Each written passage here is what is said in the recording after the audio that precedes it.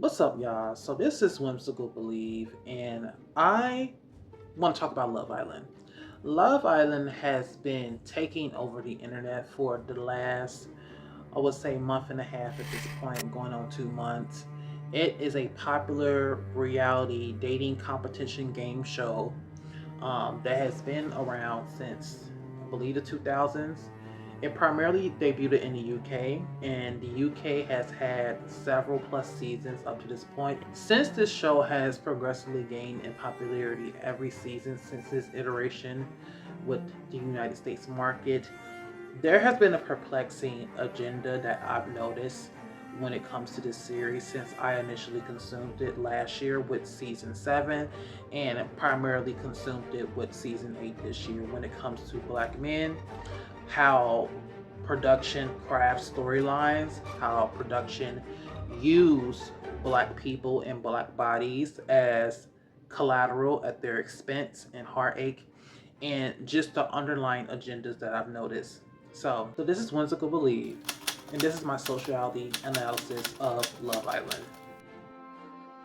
In my video analysis, I'm going to be talking about Love Island as a whole and why I wholeheartedly believe no black man should audition for the show past this point, and black people altogether should heavily consider giving this platform our social capital altogether. Along with that, I'm also going to be talking about 5 key factors being disrespect, intimacy, colorism, parasocial stockpiling, and the most important one, projecting and mania. So, Love Island, as I mentioned, is a popular reality dating competition game show. It's a mixed bag of, different messiness and a sensual aspect to it, right? And that has led to it gaining a lot of popularity. What has led to this show blowing up as a recent in America's at least is from Love Island USA season 6, where it featured like key figures of the franchise up to this point, being Serena, Cordell Beckham, Leah, Janae, Kenny, Rob, and a few other of the main cast. Almost all of the castmates from this season has went viral, and even though this isn't the season I started off consuming, I heard of it. Serena and Cordell has been a phenomenon within the reality TV celebrity landscape since their initial completion of this show and their relationship. One of the most viral things that had transpired when this season had initially aired was their storyline in the later half during the Casa Amor. You may be asking, what is the Casa Amor? So Casa Amor is an event that takes place in the same area, being in Fiji, where they have a different resort for either the men or the women of the couples that are paired up throughout the show go to meet what we would call bombshells. And what you may be asking, what are bombshells? Bombshells are additions into the story to like stir up the pot and to create additional other storylines, because the primary factor of Love Island is to connect with people, right? It's almost similar to a what would you call it? A speed dating. You know what I'm saying? These people are isolated in a small island, this building, this resort, and are being recorded 24/7 for the most part, and they are interacting with the opposite sex to try to find a connection, right? Romantically. And based off who finds the most real-ish connection, they end up winning the game show at the end, which is a grand prize of $100,000. Typically, at the end, the person who wins it, because there is only one individual that actually wins the money, and they get to decide if their couple gets half of that as well. Last year's season winner was Amaya and Brian. And Love Island season 7 was notorious because you notice a shift. There were things that was happening during Serena and Cordell's initial season in season 6 that had transpired with production editing things in certain ways to make things appear a certain way. But along with that, you also had them continuously and almost overtly starting to instigate in the ways that did not feel authentic, that did not feel organic. Now, again, I did not start off watching this show long term. I'm not a long term fan. I'm what you would call a new fan. I can't even say I'm a fan for real, to be honest. But I'm a new consumer of this show, but based off me doing some research on people who have been following the show for a long amount of time, either from the UK version or from the first season of the USA version, which was in the 2010s, the plot of the show has increasingly start to lose itself as these later seasons have started to happen. And it shifted due to season 6, as I mentioned, because that was the blow up season. Again, every one of the cast may have become key figures within the reality television scene. Even today, most of the people of like the top 6 contestants are still getting ad campaigns, sponsorships, still attending events.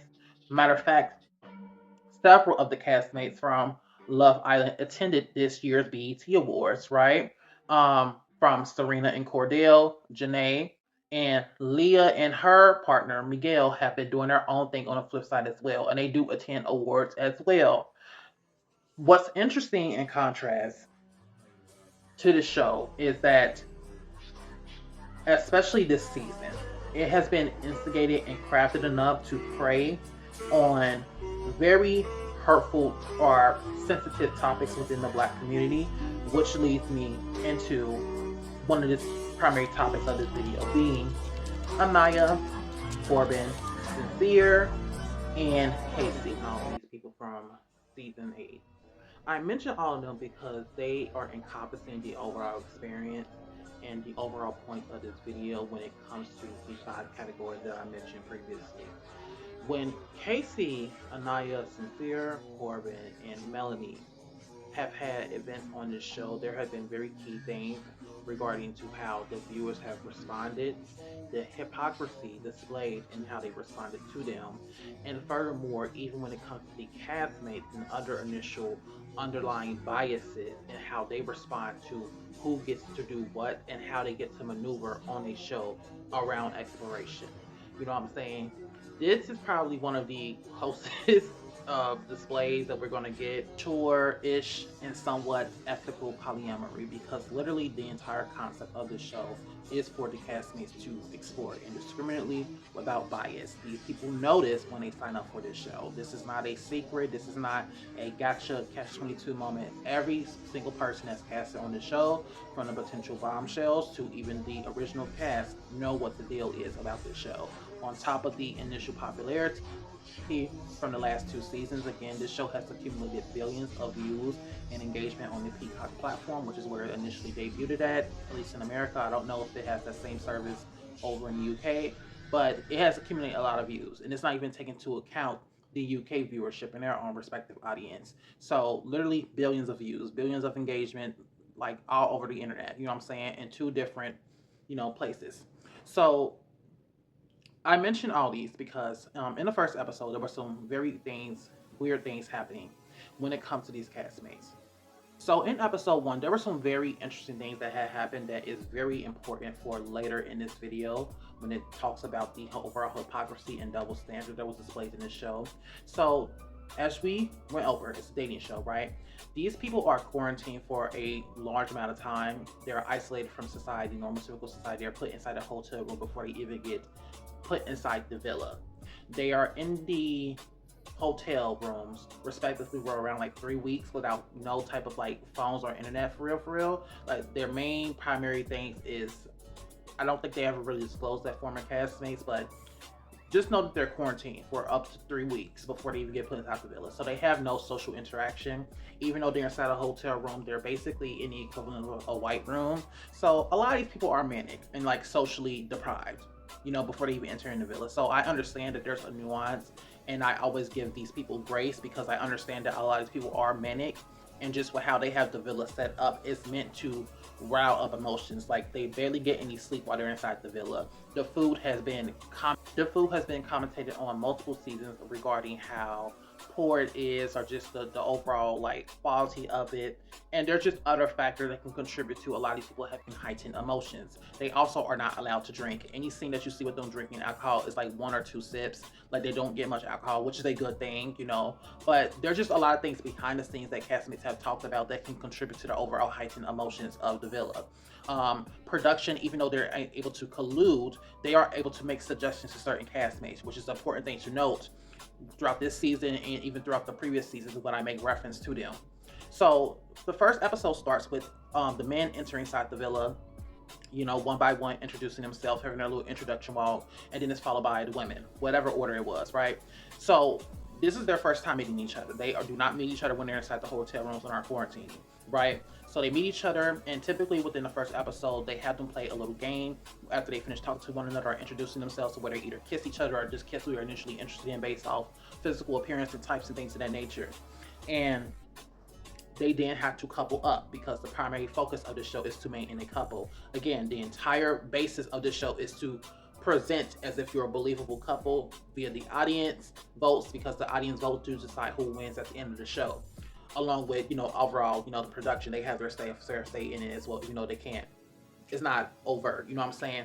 So we have a scene where the characters are all the castmates go, the woman stand behind the door, and the man stands in front of the door, and they open the door to see which woman was interested in them, right?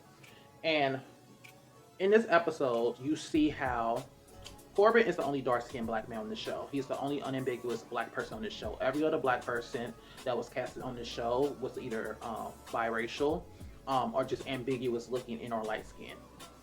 So he's the only dark-skinned man on the show. And you see one by one, everyone goes to their door. There's someone standing behind it. Bryce ends up with Trinity. There's a few other people that ends up with their respective couples. But then we get to Sincere, who has two women standing behind his door. One of them being Anaya, the other one being Melanie. Right? This is very important to reference. Melanie is a dark-skinned black woman. The only other dark-skinned black woman part of the original cast is Trinity, as you've seen previously, who is 21, 22. So an important thing to note that I will be making commentary on is that Anaya is the daughter of a former NBA player. That's something that she referenced in the second episode when Casey was single and vulnerable, he decided to pursue her. An important thing to note is because Casey was single and vulnerable in the first episode, he was obviously distraught by that because one of the primary factors of this show is desirability, right? This isn't a biased thing. That's really one of the point of the show is being desirability, and entire optics around that, because you have to remain in a couple and be desired by people in order to win the game, literally. So we then see in episode 2 where he picks up the ship and he starts pursuing Anaya. An important thing to reference is that in the first episode, the confessional of his, he referenced that Anaya was his first option. That's a very important thing to note. When we see Anaya and Casey interact in the second episode, we then see, him talking to her, and we see like a more optimistic approach from him and just more grounded in or muted reactions from Anaya. And this is an important thing to note, because in her confessional, she referenced that Sincere was her first option. Sean, another one of the biracial men on the show who happens to be light-skinned, he's a Blasian, she referenced that he was her second option. And this is important to note as well. One of the primary denominators between Sean and KC is that Sean was a single father. He was very transparent about that. He is also one of the older castmates. He was probably one of the few people above the age of 25. He was 29 on the show. The only person around his age, a part of the original cast, is Bryce, who is a white man. He is also 29, 28. So that was deterring a lot of women from pursuing Sean or interacting with Sean, because they don't want to be caught up in the dynamic of them, being a stepmom. You know what I'm saying? Rightfully so. Again, these are early 20s, mid 20s max with most of these women, most of the people on this show. You know what I'm saying? So that, it's valid. And throughout the time of them end up coupling, you see that Anaya was very just hesitant on giving any type of physical interaction with Casey. One of the first things they had when the conversation, when they had first met and started talking to one another, is forms of love language. Casey referenced that his form of love language is physical touch. You know what I'm saying? And that is a broad spectrum. But again, I'm going to reference that later in relation to how the viewers have been responding to him, and furthermore, how the castmates have been responding to him as well, based off that initial reaction, his, response towards Anaya just not being receptive towards providing that towards him whatsoever. I should note that Sean did end up getting eliminated, as he did end up single and vulnerable, since no one wanted to couple up with him. But a noteworthy thing to keep in mind is that if Sean did not have a baby, Casey would have been the one who went home, because he was single and vulnerable prior to him end up having Anaya select him due to his initial pursuits in episode 2. So Corbin entering the villa, and Corbin's maneuvering like a fuckboy. He's not hiding it. It is very adamant. He even like says that he was a fuckboy and player in college. Keep in mind, before this man even got on the show, he literally just graduated like a few months ago. He is 22, freshly college graduate. So he was a fuckboy no short than a couple of weeks or months ago. And he talking about he was formerly a fuckboy in college, and he's from Miami, Florida, right?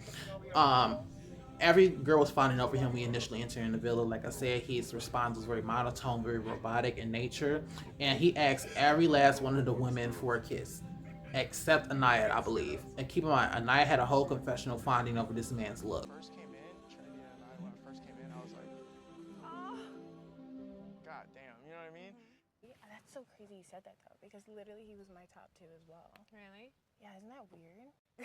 Wait, this is. I do what I want. I was beyond gagged, and I know the guys are gonna be sick. He is tall, caramel skin, curly hair, pretty hazel eyes.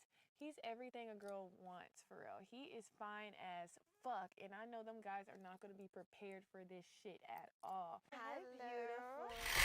And you had other people start clocking him and how he was just like asking all the women for kisses. Kata, one of the former bombshells, she asked him that, right? And Kata is also an ambiguous Haitian woman, light skinned, very American style model and things of that nature. She gives that type of vibe.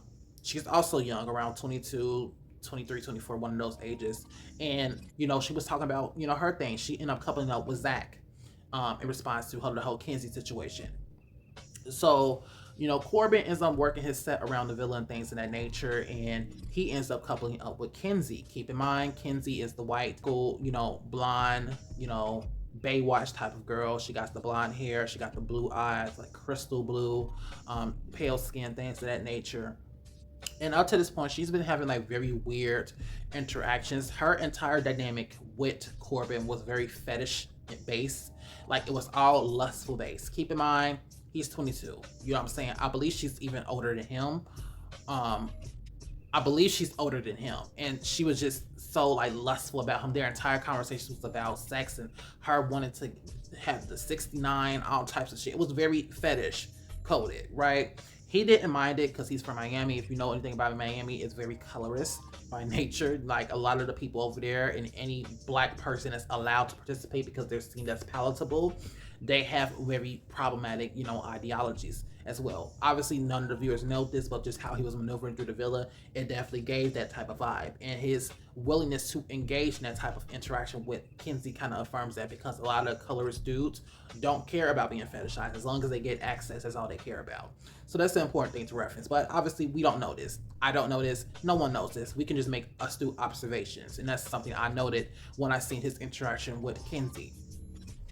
So we get into episode 5, fast forward. We have other bombshells. Keep in mind, this show is progressing very fucking quickly. I do not remember season 7 having this many bombshells this fucking quick. Keep in mind, this has been 1 week. We're not even the full weeks, full 7 days. And they already had like roughly fucking 5 or 6 bombshells at this point. So there's been a lot of fucking bombshells. And in episode 5, you see them getting prepared for another challenge. Another challenge is very Diddy adjacent, which is also weird. So the challenge was basically the man being cuffed to a giant bed, like big old bed, and they're blindfolded. And the woman's supposed to get on the bed with them and supposed to like kiss them, and they're supposed to be able to identify their partner. The women are also blindfolded, so they literally rely on physical touch and the initial like physical chemistry they have one another to identify, if that is their couple or not. And they can either decide to handcuff to the person that they think is them, or handcuff to another person. And obviously that will create some stir the pot and all those things. So you see them preparing for that, and the episode ends. We go into episode 6, and they hint and they show the new bombshell. So we have Soul, we have Jen, and we have Caleb. 2 of them are white, Baywatch type. Caleb is like exactly the type that Kenzie had referenced previously. She had talked about how she wanted a country boy from the South with like an accent and things of that nature. Based off her microaggressive remarks, she obviously wanted to see a white man on the show and things of that nature as well. And We have Jen on here. She's another, blondie, blue hair. I mean, but why I keep saying blue hair, child? You know what I mean. Blonde hair, blue eyes, like combination. And they're in their like little lingerie and things of that nature. So then we see the girls coming near after all the original girls, end up kissing their castmates. Some of them couple up in things of that nature, and they go and kiss the boys that they were initially interested in, and they had red paint. So that was also a factor of the show. The women had their own colors when it came to like the paint. They were the only two people that had red, and they marked, left their mark of like the red paint on the guys they liked. Sole initial interest was KC, so she had a lot of paint on him because keep in mind the guys could see. I think I said that they couldn't. I apologize, that was inaccurate. The guys could see who was kissing them, but they couldn't say anything. You know what I'm saying? They could only just respond to the gestures of the women, right? So he ends up getting kissed. He was gagging because keep in mind no other woman has interacted with him a part of the original cast. Like no one has interacted with this man. He barely gets any interactions from Anaya, at least based off how the editing goes. And even in certain clips, you could see her like pushing him off when he tried to kiss her or give her hugs and this thing, anything. Like it was just a lot of like coldness in response to him. So that ended up happening. He ends up enjoying it. And then they had it either edited or they had Anaya go last. She was the last woman to go in the bed. So we have that happen, and they start, kissing and doing, or she started moving through the bed, and she was just telling by touch. Now, one of the interesting things that had happened is that when she initially had touched Corbin had like a very visceral reaction on his face, and many black women across the internet responded very negative to that because it was giving color advice in their eyes and how he looked with the thought of her kissing him. And that was an important thing to reference. But she didn't kiss nobody, and she could tell by like what Casey's body was, and she ended up kissing him, and then she ended up cuffing up with him. So she didn't kiss no one else on the bed. She literally felt by touch and was able to identify, okay, this isn't him, this isn't him, this isn't him, and this is him. And she handcuffed to him. But at this point, Soul and Jen had already worked their ways around the bed and had already kissed the guys and things of that nature. So after they did that, they went up and ran off and hid, until they had their like dramatic reveal. So everyone takes their blindfold off and they see who they was coupled up with. Interesting thing to note is both Sincere and Melanie's interaction with her has been incredibly toxic up to this point. Sincere is a pathological liar, and he's been lying to her the entire time. He lied based off. And who asked for the kiss? She did. I didn't ask for it. I didn't ask to kiss her. And I'm gonna do I was waiting for him to kiss. I did cross the line. Are you gonna keep doing that? I'm not gonna keep kissing this woman. Yes, or no? I just want a yes or no answer. Do you want to explore her? Still. No, like. Don't All the say top of my head is no. what you think. I like our flow of conversations. No, His interaction with Kata when she entered the villa. Melanie has a very like visible anxious attachment style relationship, and he was just triggering her with his ambiguity and his purposeful like lying. So one thing that had happened on this episode that was noteworthy is that when Melanie was making her way through the bed, she not only kissed a woman, being Trinity, after she had coupled up handcuffed to her person, she had also, when she made her way over to Sincere, had did something that was very like trifling. I'm not gonna lie, like it was kind of trifling. Like keep in mind, both of these men can see there was already initial tension between her, Corbin, and Sincere, and she ends up like working her set and just kissing. She first kissed Sincere. Keep in mind, Sincere is the Afro Latino man with like long hair. He got a very like Tarzan type of like vibe to him. He's the only guy with long hair, right? And Corbin is like 5 to 6 inches taller than him. He's like 5'10". Corbin's 6'4". You know what I'm saying? So Bills is just completely different. Melanie drama where both Casey and Anaya were kind of being used as like emotional mules for both of these people. You had Melanie constantly confiding in Anaya, and you see like weird dynamics with them. With even when Melanie was saying things that were just objectively just bad and just poor choice due to like emotional regulation issues, and I was enabling it. It was just a cycle of very much like enabling, like just condoning bad decisions, right? To create a toxic environment for both of them, right? Um, and it reached its catalyst in the third episode when the first two bombshells had entered. As I mentioned, Gabriel was a part of the initial cast, but he entered in as a bombshell. But then you also had Kayla. Now, Kayla ends up becoming one of the OG girls because she was technically one of the first bombshells. When she entered the villa, there was an initial tension between Melanie and Kayla. Keep in mind, they only know each other for 2 days at this point, and you had a very weird dynamic where Melanie was purposely mispronouncing Kayla's name. Kayla is a Haitian biracial woman, um, very ambiguous looking, petite, slender, give very much American Next Top Model type vibes. Sincere was very much interested in her initially, as long as a few other people like Bryce and Zach. And you've seen that he initially tried to pursue Kayla behind Melanie Zach. Again, the purpose of the show is to explore, and I want to emphasize that because, again, these people are not in relationships. These people are not in committed relationships. These people do not know each other at all.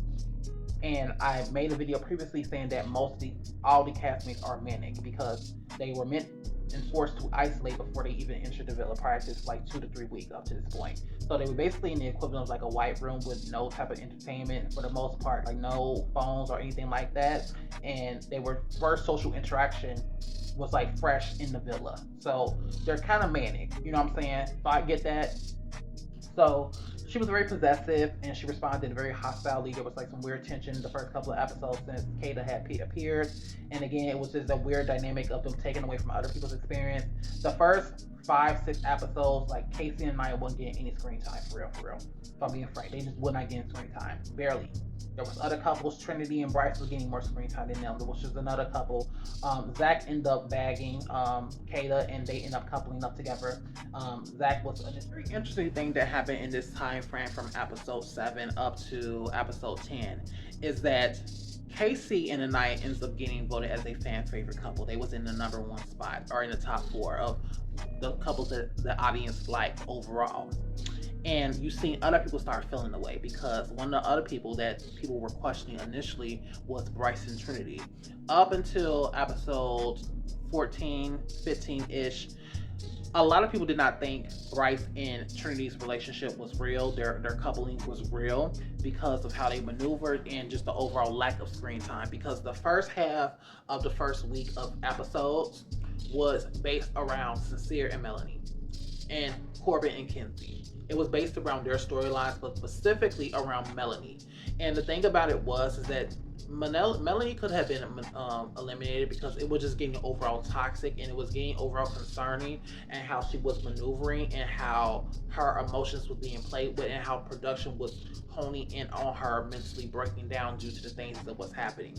It was getting to the point where it was cruel, and overall I just didn't think, and some other people didn't think that she needs to be on this show because she wasn't mentally in a stable mindset. This happened very similar and was very much reminiscent to one of the castmates from season 7, Huda. Huda was one of the castmates of season 7 that was notorious in how she maneuvered in the first week of the show, because within that entire week they had an entire interaction that was just completely out of order, from verbal, physical, accosting and things of that nature due to the person that she ended up coupling up with and her like just moving extremely fast. They end up having sex within the first 3 days of them being coupled up with one another twice within the first week of them being coupled up with one another, and was just very toxic in the entire interaction to the point it was taken away from literally everyone's experience. Everyone was being affected by their relationship. Everyone was being forced to emotionally regulate Huda, and everyone was either having to be involved or how to like de-escalate, because she did not care to de-escalate and regulate her own emotions, nor did really her couple up person Jeremiah have the capacity to deal with her manic episodes. And it was getting to the point where it was manic and it was a continued behavior throughout the villa.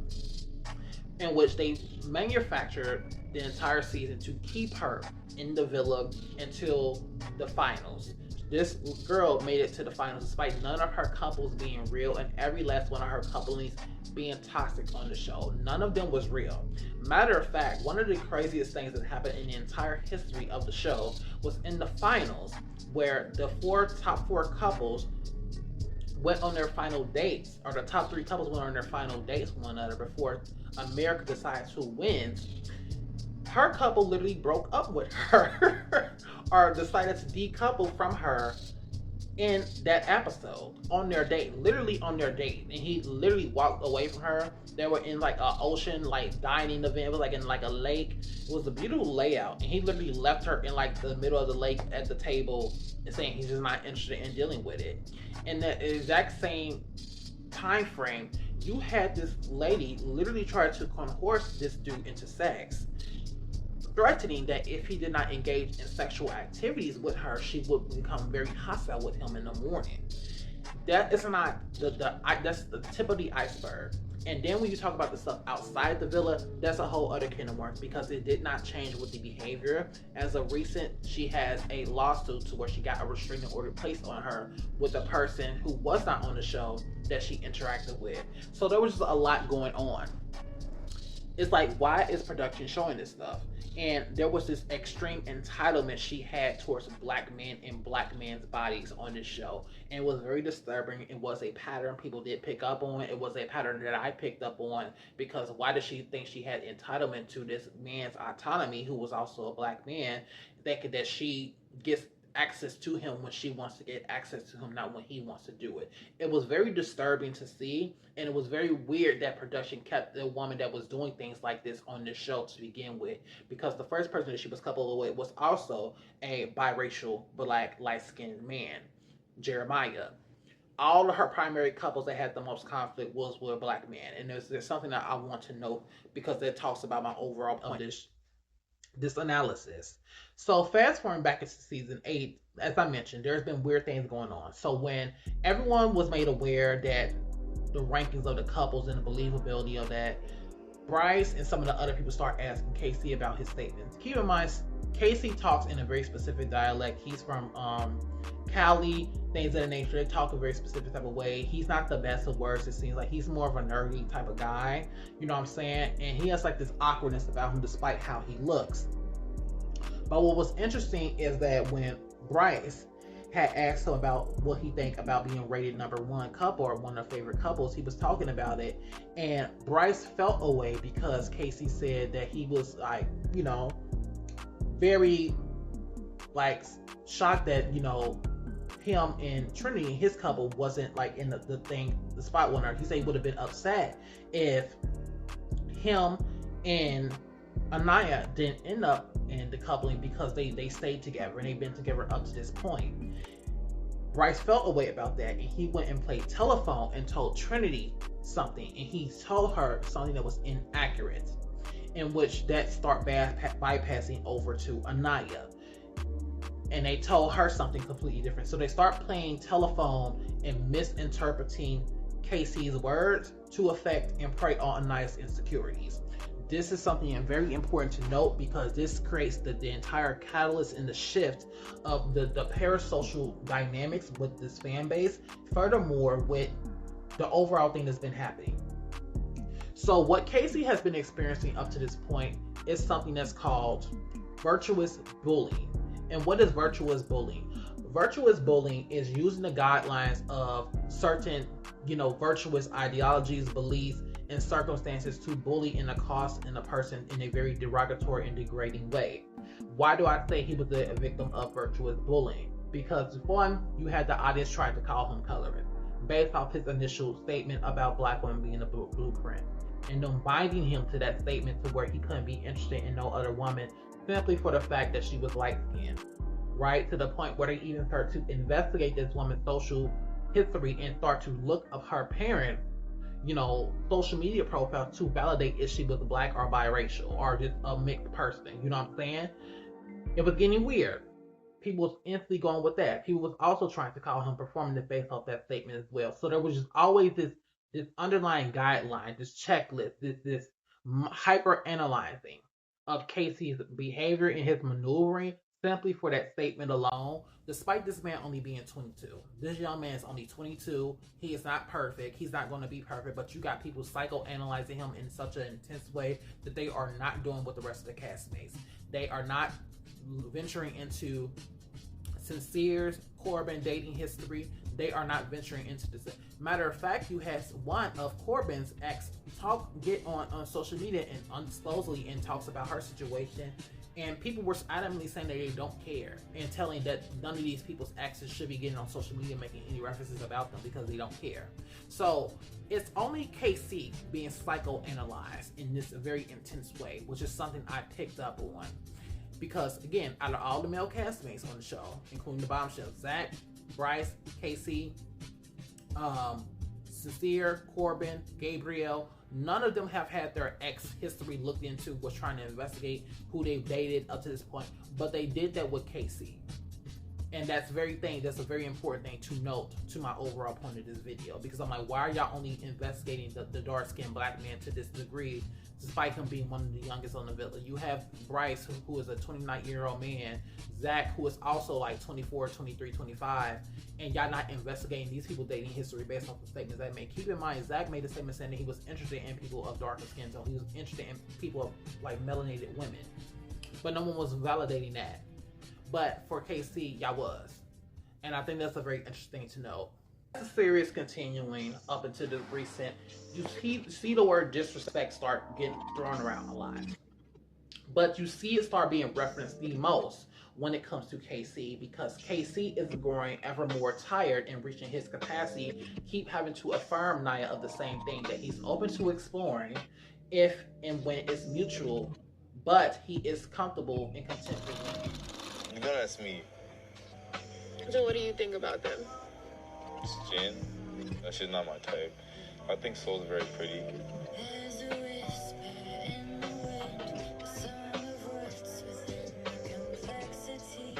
You're like really open to exploring her? Really open? I mean, if it happens, it happens. I mean, I feel like if it's mutual, like if she wants to explore me, I want to explore her, yes. But like, if we don't have a connection or a vibe, then like there's no reason to like end what we have going. Okay. Of course, everyone's open. He's been telling her this since they coupled up. There's literal video evidence, which I'm going to show as well, showing that he's been saying this since jump. I feel down on myself, but it is like reassuring, like hearing that. I just feel like darker skinned women, like you guys, you look great. You're so funny. No, you look good, but I know I be getting carried away and shit. No, honestly, you've been doing. But that's me. You know that's me. So what do you think about them? It's Jen. That shit's not my type. For some reason, you have this parasocial dynamic with Anaya's fans who are vicariously living through her and are doing anything to vindicate themselves through her experience, that they are not listening to what he's saying. And this is a pattern in Anaya's behavior, ironically enough, because anytime they have this discussion and it translates into an argument or a passionate conversation, the moment Casey tries to console his thoughts and how this situation is transpiring, Anaya disengaged and ends the conversation by walking off. She either weaponizes her tears and starts crying, or she walks off. That I didn't really understand Bryce's reasoning for like slamming me, saying I was a villain. Yeah, I wanted to talk about the soul thing, like you keeping her here. If she was still here, would you want to? Would you explore that? I would have gave her another chance. Would you have like wanted to take the initiative to pull her? I feel like I would have pulled her for a shot. Yeah. Do you still think keeping Soul would have been the right decision? Yeah, I feel like it would. I feel like it would make more sense. So if you have to think, because Sincere's fully off of it, because Sincere didn't want to keep her. So it really would have just been you pulling her for chats. Probably. You see? Probably me. Yeah. I can see that. And you looking like, why are you looking like that? I'm just taking everything in. How are you feeling?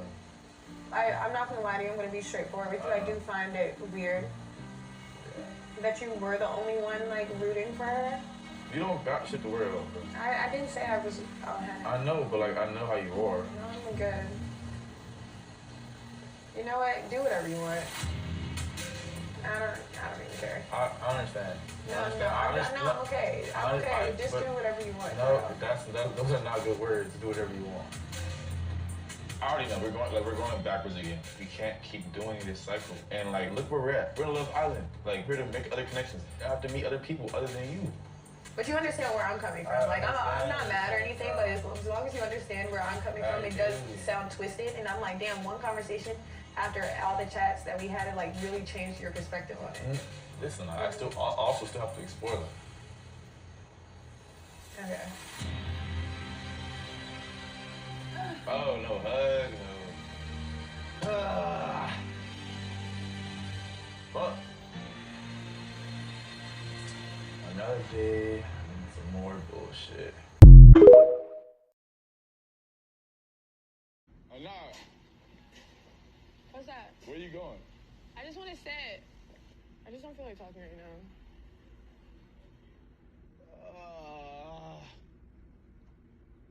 Fuck. I'm finna get.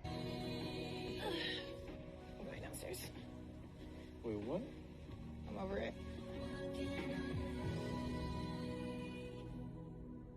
After all the chats that we had, it like really changed your perspective on it. Listen, I also still have to explore them. Okay. Oh, no hug, no. I feel like this has been an energy shift, transfer. No, I'm good.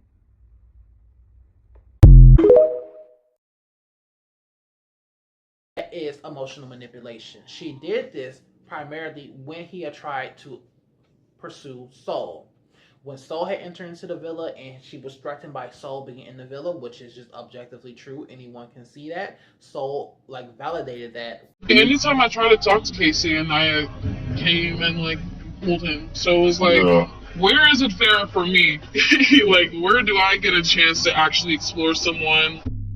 What were some of your thoughts? It just didn't feel like people were open to even get to like know me even on a friendship level. Really? Since like two of the girls were kind of almost like threatened by me because Name them. Melanie and Anaya, both of their like men were like thought I was attractive and stuff. So there was some like weird tension. Obviously like the girls are feeling the type of way when their guys are pulling me for a chat. It's just like On After Sun as well, she responded in a very manipulative manner. She weaponized her tears, and Casey decided not to engage and pursue and explore Soul despite no other person having this pressure to not explore. Zach has had conversations, even though it's manipulated by nature. 100%, she's trying to convince herself. I don't know if she's got like the personality to match you. I don't think she fully gets your jokes. I think me, you, and Kada had a better time sometimes than me, you, Kada, and Trinity. I feel like you're not that happy with Trinity. I feel like at certain aspects I'm super happy. I feel like she doesn't like me that much. Can I be honest? I don't think she does. I think she's kind of coasting. Yeah. I really like him. No, I swear. I don't think he like is as happy with Trinity as like he makes out. I think he likes Trinity, but I think if Kada literally said to him, "Fuck Zach, you know, I want to get with you, Bryce," I think he'd leave Trinity for Kada 100%. Literally day by day, like I catch more and more feelings for him. If someone came in that was like your type, 100% into you, and you were feeling it, would you go that way? No. I mean, I'd be open for a conversation, obviously. You feel like you are quite happy. I like what we have going on. Yeah. Like, I really do. I think she's jealous of my connection with Bryce. I'm sorry, Trinity. Friends is sweet, baby. You guys might not get breakfast tomorrow, to be honest. Don't even, Zach. I'm just saying. Oh my God! Alright, shut up. Fuck it out.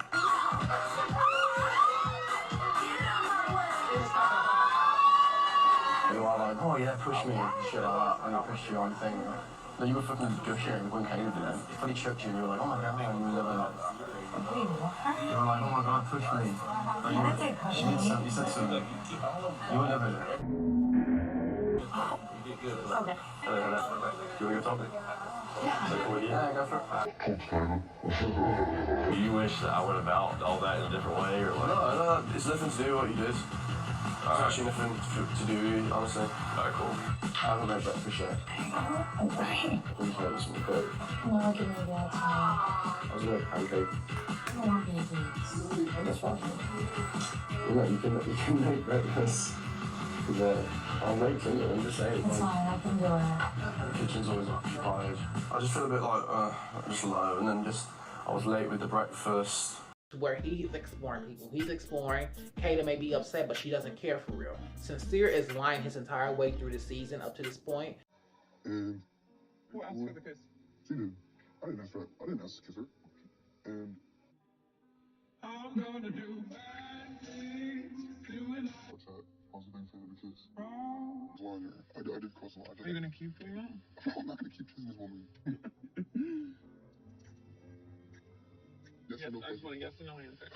You want to explore her? Let's go. No, like. Don't All say the top of my head is no. what do you think. I like our flow of conversations. No, okay, so. No, it's. He's exploring unethically, but he's still exploring. And there's nowhere near as much psychoanalyzing and hyper aggressiveness targeted towards Sincere for doing this. Even Corbin is not hiding anything. He actively doesn't give a damn. And keep in mind, important to know, despite Corbin very much being I got some competition. a fuckboy, being not caring about him being a fuckboy, maneuvering in a villa like a fuckboy, the audience didn't care. And the audience didn't care enough up until episode 15, he has the most followers out of all the guys. When he had started and entered the villa in episode 3, he had roughly under 10K, 20K followers on Instagram and on social media. By the time of episode 14, I believe he had around roughly 140,000 followers. Casey didn't even approach 6 figures yet in following count. Sincere had 120 followers, and that has remained consistent. And he started off his follows around 9K, under 10K followers when he had first started the season. So Casey has the lowest follow count out of all these guys, despite these guys moving in a way that's unethical by nature. And then on top of one of them being a very active fuckboy and one of them being a very prominent manipulator with lying. He just lies for the sake of it. He's a pathological liar. But none of them are being psychoanalyzed like Casey. And you've seen this initial tension continue to progress where the word disrespectful is maneuvering. It's being thrown out towards Casey specifically, despite, like I mentioned, objectively by his behavior, with him always considering Anaya, by definition would disregard that entire statement as being false. He was being considerate of her every single time in everything he did prior to her getting options, and to the catalyst and the breaking point of their dynamic ending. But despite that, people were calling him disrespectful, despite him being very transparent about him being open to exploring. He's been transparent since the first episode.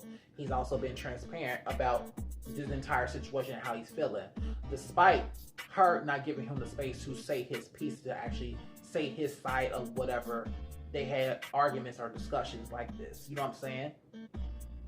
So you see people who are committing themselves to a lie.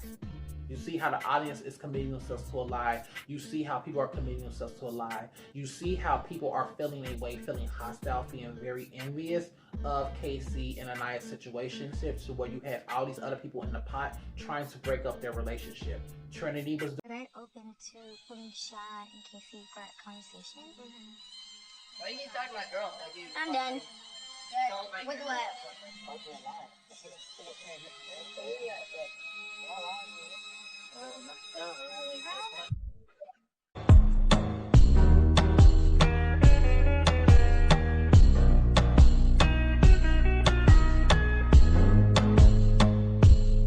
Bryce was doing it, Zach was doing it, and even Sincere in a way was doing it. Because anything Casey talked to them about, they was misinterpreting his words, utilizing it against them, and forwarding it over to Anaya to target her insecurities. But we're going to fast forward.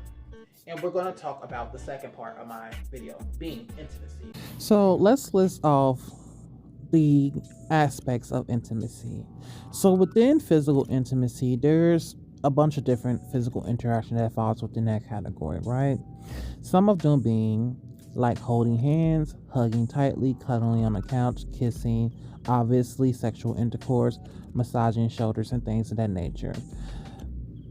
This is something that's important to know as well. Along with that, there's other aspects of intimacy, like emotional intimacy, like sharing secrets, expressing fears, validating feelings, crying together, apologizing sincerely, active listening. Intellectual intimacy, debating politics, discussing books, sharing goals, brainstorming concepts, challenging thoughts. And even with experiential intimacy, traveling together, cooking meals, playing games, exercising together, building furniture, walking dogs. And, spiritual intimacy as well.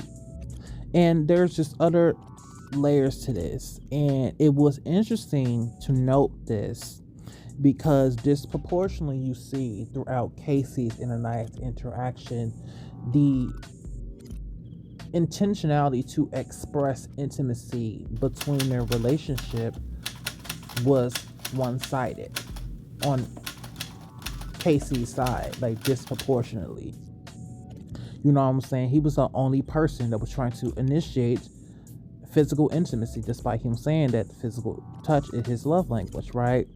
That was rarely ever done by Anaya. Even when Soul had entered in the villa, that was rarely done. Down to emotional intimacy outside of the instance where they shared the insecurity respectively amongst one another, there wasn't anything there. And even then, that was Casey that initiated that, which is important to note. And when it comes to validating feelings, apologize sincerely, or even active listening, those three categories within emotional intimacy was disproportionately expressed by Casey during their entire instance in their coupling together. He listened to her. That's one of the main reasons why he considered her feelings and how he was maneuvering through the villa when it came to Soul. But despite these instances, you still had the audience, the viewer base, and even some of the people in the villa painting an inaccurate narrative, despite us being able to see as the audience on the TV screen, and even more so, some of the people on the show seeing this. One more hug? Fuck no. Okay. Help? I go get Carl. Bro, leave me the fuck alone. I'm gonna do whatever I want to fucking do, first of all. Yeah. And that's just very interesting and telling to me when it comes to one of the factors of my video being, mania and parasocial stockpiling. It was very prevalent during this instances. So this is a very important topic because this is also going to play into colorism as well. And I say this because throughout this series, we have had, up to this point, 3 couples have sexual interactions, right? We have had Corbin. That's what she said. And you know what? What was that? Okay, James. And Kenzie.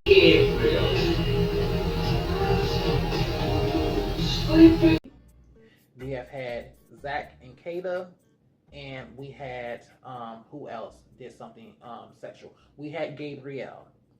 Gabriel did something sexual on the show. He ended up sleeping with Jen or doing something with Jen when they had first entered in the villa. You know what I'm saying? He ended up doing something. So we have 3 couples doing this. We have had Corbin maneuver, very openly sexually, like him and Kenzie was playing around in the bed multiple episodes. We had an instance where they had opened up what they call the hideaway. The hideaway is a enclosed separate room from the rest of the cast. Obviously, cameras are in there as well, but it's for the couples to have privacy time. Typically, they use that to hook up one another and lose tension. They open up the hideaway very early. Typically, they don't open up the hideaway until at least a month into the entire season. Like, it's really like exclusive for like the top 4 couples, right? in the first week they open up the hideaway, or a week and a half into, you know, the first month they open up the hideaway, and it's something that's very interesting to note because it's the speed of the show and how it's progressing. None of these couples are close, though, but y'all opening up the hideaway. You know what I'm saying? That's weird to me. But what was noted is that Kata and Zach ends up getting voted into the hideaway, or they end up getting selected to enter into the hideaway. And when this happened, you seen that Zach was not really interested in having anything sexual happen, but you see Kata coerce him into sex via seduction, and they end up doing their knickknacks. And you see how when they got out the villa, they end up having conversations about the sex they had. And I don't think she realized what America was actually voting on. After finding out they were one of the least compatible couples, Kata couldn't understand how couples like Casey and Tierra ability in like sexuality, you know what I'm saying, being desirable, being sexy, being hot, being young, being that type of thing. So it obviously it had sexual undertones, but even down to the challenges, they are becoming increasingly more sexual. Just objectively speaking, from each season is becoming increasingly more sexual by nature, to the point where they're opening up the hideaway less than 2 weeks into the people being couples with one another. And you know, they have sex and things of that nature, and they talk about it. You know, a few of the guys talk about it. Casey hasn't engaged in none of this stuff. Ross is probably like, I don't think he's gonna do it. What do you mean you did everything? What's that mean? Everything. Like you went her ass and shit? Or? No, that's what I'm saying. What does everything mean? Your arms look good. I was getting that pump. Yeah. I guess you did a good job. I think I did a good job. What would you rate yourself out of 10? 8.5. I think I'm a good 8. But what Casey has talked about is, again, his, you know, crazy to have intimacy. And what has happened is that you see him talking to guys in passing, one of the primary ones being Corbin. When in episode 7 or 8, we have a conversation with Corbin and Casey talking at, it was in the daytime. And it was talking about, you know, just things in relation to the person that they're coupled up with. Casey still coupled up with Anaya. Corbin still coupled up with Kenzie. And we have them talking, and you see that Casey refers to Anaya as a grandma in relation to how fast she falls asleep, because everyone made a reference that like she just turn her head on the bed, she don't cuddle, she don't nothing, and then she just fall asleep. That was the context of the situation. But because of the people's biases on social media, you have people using that as a ways to demonize Casey, saying that he's disrespectful and that entire comment was very weird, despite the context being in reference to how quickly she falls asleep. And in that same episode, to expose the hypocrisy, you then have Anaya refer to him as a grandpa. So by the nature of that, He's a character, bro. He's a character. The grandpa for real. Literally. Okay. entire interaction, how production edits, that you can probably tell and guess that they call each other that, right? They call each other grandma and grandpa. That is not a derogatory statement. That is not a derogatory statement. When we talk about diaspora, slang, AAVE, like there's so many things that we say to each other as black people across different states and different subsectors of the U.S. and the world that is not derogatory. You know what I'm saying? But for some reason, people are psychoanalyzing them and having biases towards anything Casey says. That was interesting to me, and that's interesting to note in my overall point of this video. Discourse is that a lot of times what ends up happening is that we litigate things so much on the internet and discourse about it so much that oftentimes the data gets lost in people's interpretations and opinions of what they saw rather than actually what was shown. And so this conversation about KC being a liar and deceptive and not transparent with Anaya, telling the guys different things and what he's telling her, I was not reading any of that in the episodes, and I was like, well, maybe I'm crazy. Let me go back and watch the episodes and see what I can see. So I did. I went back and watched all the episodes, all the way from episode 7, and we're going to go through the timeline with timestamps. Episode 7 is the first time that Kanaya is having a conversation about Soul. They're on the dock. It is 17 minutes and 55 seconds into the episode. Casey says to her, I think Soul is very pretty. She asks, do you really want to explore her? He says, I mean, if it happens, it happens. I mean, I feel like if it's mutual, like if she wants to explore me, I want to explore her, yes, but like if we don't have a connection or vibe, then there's like no reason to end what we have going on. They then talk about other portions of what she was feeling at that time. They're able to work through some of that. She does admit in the confessional, important to note that they all are open to exploring, so stop putting that narrative on her, okay? We're now 34 minutes and 14 seconds into the episode. Anaya's talking to Sincere. Sincere repeats to her what Casey said at the fire pit to the guys. Yeah, he did say she looks like his ex. 48 minutes, 30 seconds in, Kanaya are having a conversation. She repeats to him that Soul is usually his type, which is not what Sincere said. But we don't get to hear all of this conversation. It's panning back and forth. We can see what they're talking, but we're not able to hear the audio. But what we do hear in that conversation is him affirming her feelings, again acknowledging that he does think Soul is attractive and that he doesn't want to move recklessly. Like, he understands how she feels and is going to consider her feelings. Then they walk away from that conversation past Bryce and Zach. Important to note, we're not episode 7. Only thing important, 3 minutes in, KC and Soul are chatting. She doesn't interrupt. Stop saying that narrative too. Episode 9. This is important about KC and Zach because we're understanding a little bit about their relationship. Zach pulls KC to the dock to converse about Bryce pursuing Kata. And he says, like, this is one of their first one-to-one. So y'all, they're not close, okay? And what KC also says that's important in this time is that that's your best friend that should basically be dead. So I need us to also acknowledge bro code is influencing how KC explores what she says, but you all will not let yourselves believe and get up off of her about, okay? Now let's get to 51 minutes and 7 seconds in. We have had the pie challenge. Soul is having a very hard day. KC offers to support her. This is important because we also are hearing a conversation from Sincere and Gabe about Soul having a hard time. And Gabe says, well, it's not just the pies, it's everything, and makes that motion. This is signaling to you for the first time that Soul is just having a hard time about some things, but also the social dynamics are at play in this as well, and she's not having a fun experience. Important to note that honestly, since episode 7, we have not seen these two have a conversation about Soul, okay? We are not at episode 11 where everything begins to sort of combust and we go on a days-long journey of these two having this conversation. We are 20 minutes and 20 seconds into the episode. KC and Soul are having a conversation that Melanie and I are watching, not interrupting, and he says to Soul, it would take a lot as far as him coming up off of his couple, and Soul says to him the door is closed for her at this point. He then begins explaining his reasons for why he did not pursue her, one of those being Sincere cooking, and we then can see that Zach is in the kitchen making toast as they're having this tail end of the conversation. Now, I wonder if he had beans in the microwave. Either way, Zach is hearing this part, and then we get to the challenge 45 minutes and 42 seconds in. The question posed to Zeta is, who feels like they've already won the league? Zach makes a speech. This person feels they're too comfortable in their couple. They stayed with someone that was a safe option. They didn't really explore who they wanted versus thing over Casey said. When he's asked to explain, he says, well, I feel like there was a bit of interest when Soul came into the villa, and he didn't fully explore because he didn't want to go with the hassle of things. I feel, 52 minutes and 1 second in, we see Brittany and Zeta having a conversation about the challenge, and he's explaining why he made the choice he did, and he gives us an important piece of information. He said, well, when Soul came into the villa, Casey was interested, or that she was attractive at least. So was it that he said he was interested, or that she was attractive? Oh, what he said was she was attractive. The thing that he had already told Anaya at least 2 times up until then. What then Zach interpreted that to mean is he's interested, he should pursue her. So what you said in that challenge was not what Casey said to you. It was your interpretation that you then projected. We then see Kanaya simultaneously having a conversation where she's asking him, why do you think he would have said this? He says, I think it was about me being nervous at that time, kind of being in and out, not really being sure whether or not I want to explore. She's also like being on the fence about exploring. He's like, yeah. She says, well, do you feel restricted? He says no. And she asks if he has regrets. He says no as well. We're now an hour and 4 minutes into the conversation, and Zeta and Anaya are now having a conversation. Zach opens up that conversation lying. He says, oh, I didn't say you were the safe option, even though I just gave you the timestamp of when he said it. So he's either misremembering or intentionally lying about what he said. Either way, he's fucking with Anaya's reality because she knows what she heard. And then he says, well, I just feel like KC didn't want to risk the things, right? And he says, we asked him, the boys, would you explore that? This is what KC said. Why would I risk leaving what I thought, which is good? Is that not what KC has said to Anaya? So this is another moment where Zach is saying, well, this is what he said. And we're like, oh, well, that's not unfamiliar. We heard KC say this to Anaya before, but that's not what he said in the challenge. He said something different.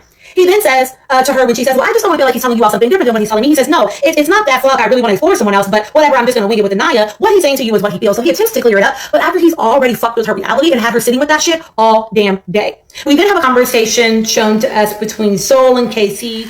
Production had casted most of the castmates on this show outside of Casey and Naya to respond very specifically when it comes to their skin tone, right? One of the primary things they do when casting people is to have them list their type or features that they're interested in. And their spots picked. We ain't asked for this shit. We did not ask to be Casa people. Yeah. Honestly, it's not up to us. It just happens how it happens. We have no say in any of that. I think it's just based on your personality, honestly. Like if you have a strong personality, you don't mind stepping on toes, more than likely you're going to be a bombshell or a Casa person. Mm-hmm. If you have a personality that they think America's going to gravitate towards immediately, you might be an OG person to keep them interested, you know? They have us taking personality tests. Literally, tests, so they get deep into like who they think you are and stuff like that. And that kind of determines where That's so much thought goes into this. Person. Really? I'm not the type of person to step on toes. So what makes all this overbearingly sinister and why I reference all these things in relation to parasocial stockpiling and virtuous bullying and all these things is because disproportionately what's happening is very one-sided. You know what I'm saying? And one of the things that's really been bothering me is the lack of fairness. I think it's very dangerous for anyone to be playing a game when it comes to basic acknowledgement of humanity be dictated on binary biases. You know what I'm saying? Where you have women that's only giving grace and empathy to the women, or guys that's only giving grace and empathy to the man, and things of that nature, without just comprehending that these are people, just totally, fully people, and they deserve a level of humanity, because none of the people who's watching the show is perfect. None of these people some of these people who watching the show is toxic them on their own damn selves. They're cheaters, just as some of the people on here. They're liars, just like Sincere, and all these things of that nature. So I just find it very weird that people are deciding who gets to be human based off how they perceive them, or how they are attracted to them, or how much they align with that person. And you've been seeing the disproportionate when it comes to the women who've been making commentary on the show versus some of the guys that have been making commentary on the shows. You have seen multiple women. So for the sake of my mental health, I will no longer be watching Love Island anymore. For the sake of my mental health, I will no longer be watching Love Island, because this shit has me fucked up, and they did my girl Anaya so dirty, and From Anaya, Kata, Kenzie, Melanie talk about sex and being open with their sexuality and things of that nature. Meanwhile, anytime a guy does it, it's innately distasteful. People are ready to throw the misogyny, title onto them. You know what I'm saying? Keep in mind, in Anaya's introduction, she referenced how she, is into sex. Trinity also referenced that she loves sex in her initial introduction onto the show. Yeah. I told him I want to be more affectionate. Like, what the fuck? Maybe he's trying to take it slow. Do I just need to be like this on him? Like, yeah, like. Yeah. And then two, every time you say something's wrong with Anaya, it's the lust. She's not touching, she's not kissing you, she's not doing this, that, and the third. Like, she's not fucking on you. That's what I'm hearing. I've had so many weeks with KC. But it's so crazy how you can build up something so quickly, like how I am doing with Carl. So it's like crazy. Like, am I wrong for like feeling this way so early? No, you're not. You're upset. No, y'all easy. But for some reason, there's been a level of just apparent level of hypocrisy regarding with the ladies being able to do what they want to do, and them being able to explore without being accosted or degraded in the process, versus the guys. And I think that's very problematic, and it's promoting something that's incredibly toxic and or harmful. I say this because in totality, guys have feelings too. You know what I'm saying? Guys may not culturally or be socially engineered to maneuver the same as women do, but they have feelings too. And we see in a couple of instances where things happen that did make the guys feel away, and how the audience and even the people in the village try to dismiss their feelings in that same instance. One of the most notable ones happened in episode 6 during the bed challenge. I call it the Diddy bed challenge, but I think that's weird in of itself. I may make some remarks on that later. Where when the girls was kissing up on each other and things of that nature, she worked her set on that bed. She started making out with guys. She made out with Trinity. You know what I'm saying? She kissed him, and then she was doing like tongue swap with him and Corbin on the bed. And he obviously felt away because they had previous conversations in relation to her attraction with Corbin and things of that nature, and whatever attention that was. So she did that intentionally to trigger him. Keep in mind, Sincere's not innocent. But what I'm saying is that hurt him. That make him feel away. Just like the stuff that he's been doing with his dishonesty in relation to him just lying for the sake of it, even when he didn't have to lie when he was talking with Kata, and her feeling away because of that. You know what I'm saying? Him getting exposed to one of the challenges that he has cheated before, been talking to other women while he's in a relationship before, and her reacting to that. It's like, she's been bothered by things as well, and her humanity is acknowledged, but for some reason people was acting dense and not acknowledging Sincere's humanity in that instance. So that's what he deserves. You know what I'm saying? And I think that's dangerous. And again, it's not about him being perfect, because Melanie isn't perfect either, but it's about acknowledging the humanity and feelings of men. As much as society likes to make commentary about how men are beasts, or men don't have a sense of humanity, social engineering, and things of this nature, and people's overall perception of men and how they engage in men and how they perceive men being in distress or being affected by things, further enforce that as well. You know what I'm saying? As much as people like to get on here, as much as women like to get on here, talk about the traumas and the well-documented list of violence and things of that nature, they also fail to acknowledge how often society and even other women contribute to that programming. You know what I'm saying? It's not just the toxic man that has been indoctrinated in through toxic masculinity and hyperpatriarchy and misogyny that has contributed to a lot of these guys perpetuating and carrying on social mechanism that is harmful to women and just other people that are different from them. Women do that as well, and this show further displays that what how women are so quick to disregard the man's feelings when they are feeling affected by something based off who they are attracted to in or by phenotype, and this disproportionately happens with KC. So this gets me onto the TV challenge. The TV challenge was incredibly disturbing, as I mentioned, and there's just a few factors that plays into that.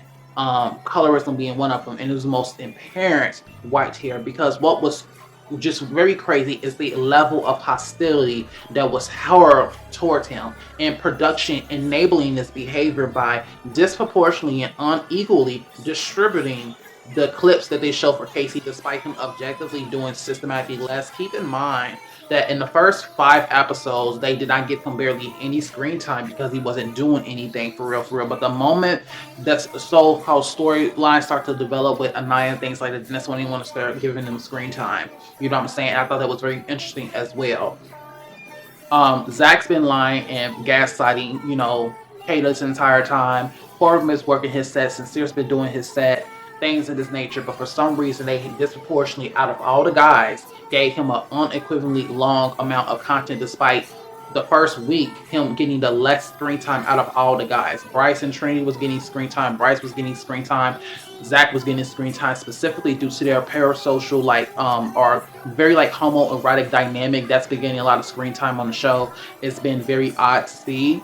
But that's been getting a lot of screen time. Like, these people have gotten objectively more screen time than KC, especially during that first week and a half until the whole Anaya conflict started to happen, which I find very peculiar because KC's been one of the most mean, if not the most mean guy up to this point.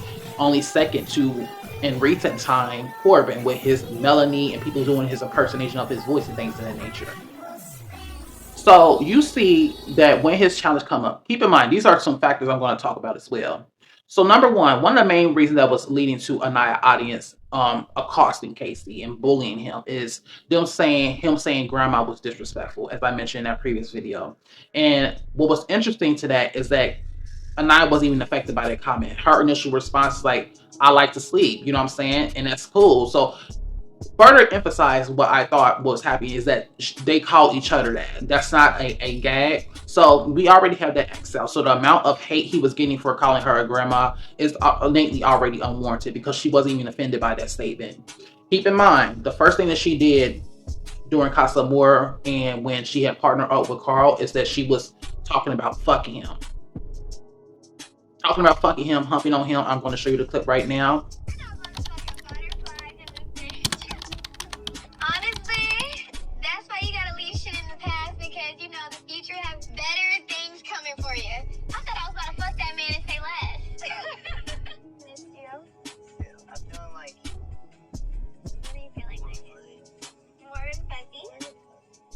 That's very interesting to me, right? And you see KC working his set and her getting mad about that. You also had a similar instance with Melanie. You know what I'm saying? She worked her set. Meanwhile, when, again, and Sincere's not innocent, she worked her set when she wants to. Kenzie works her set when she wants to, but there's no accountability from the one when it comes to how they're maneuvering. They just always have commentary for the guys, and people are enabling that. The audience are enabling that. Kenzie been wanting her kick and eat it too since the start of the show. You know what I'm saying? From Zach to Corbin to Caleb to the new guys in the Casa Amor. I can't remember their names right now. Like, she's been wanting to work her set. You know what I'm saying? And people have been making commentary praising her for that, like she's the only one exploring like she wants to. It's not that she's exploring and playing the game right. It's that people are allowing her to do that due to privilege and people not harboring underlying agendas in relation to how they are perceiving this woman and her ability to maneuver that way. And they was calling this man everything but a child of God during this thing when they were showing the clips and things of that nature. And this is my primary segment on this. So when it comes to the level of aggression these ladies was throwing towards him, there was definitely some targeted and some underlying biases towards that. And even in relation to how the viewer base has been responding to this. And this is why I say I think a lot of people need to say the quiet part out loud. They need to say it out loud because it's very visible to me and a few other people. And it is very apparent and visible to me. And I don't care what no one says. And that is a lot of women are using their vicariously projecting of Anaya in his Casey situation to try to live out their revenge storyline with guys that have done them wrong in the past. And I also believe wholeheartedly that there are grifters within some of this audience base that want Casey to harm himself, because the level of hate that's been projected at him is unwarranted.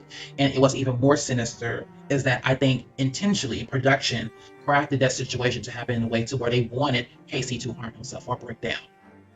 Because there's no way in hell these ladies were sitting over here calling him everything but a child of God, not allowing him to speak.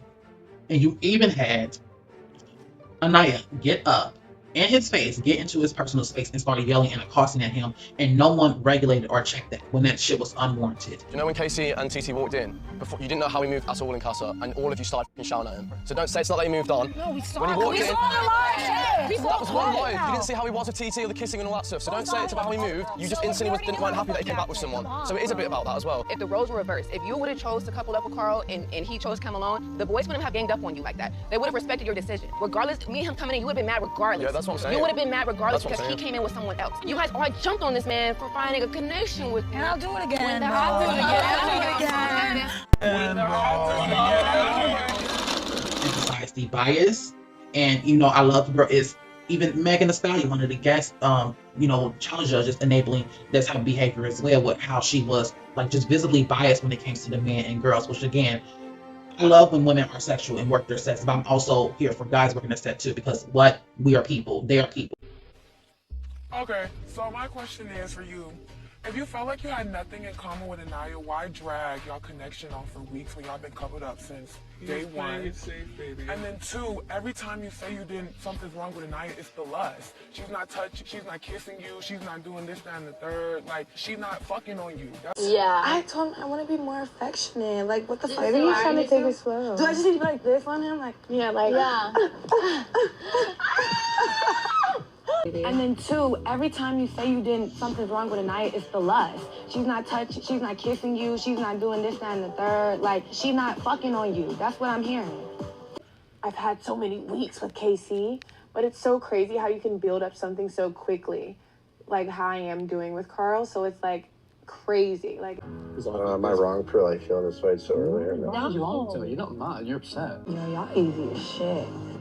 Literally after 3 days. What the fuck?